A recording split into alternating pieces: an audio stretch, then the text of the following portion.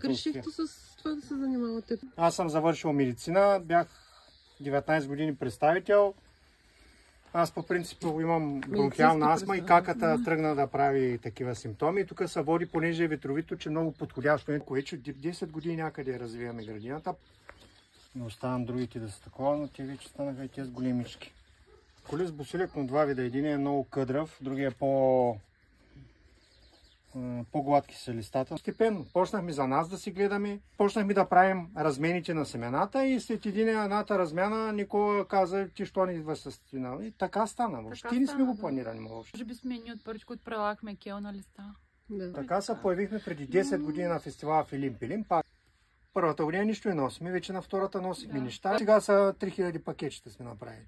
Пакетчета семена. Домати, крастави, всичко. Цветя. Гледаме от най-хубавите неща и от той, което трябва да се запази. Все се заричам 60, 10, 20 вида и викам той да не се изгубил, но и да не се изгуби. И зато и съм доволен от тия размени, защото аз съм си свършил моята работа, продължил съм го. Да съдят, да дават на... Аз им казвам, давайте на съседи на такова, защото те се опрашват. Той е идея. Видео виждали сте? Какво? Ето ги! Ето ги щъркалите! Почнаха да... Пъти при клас танцуват. Точно, за нас танцуват.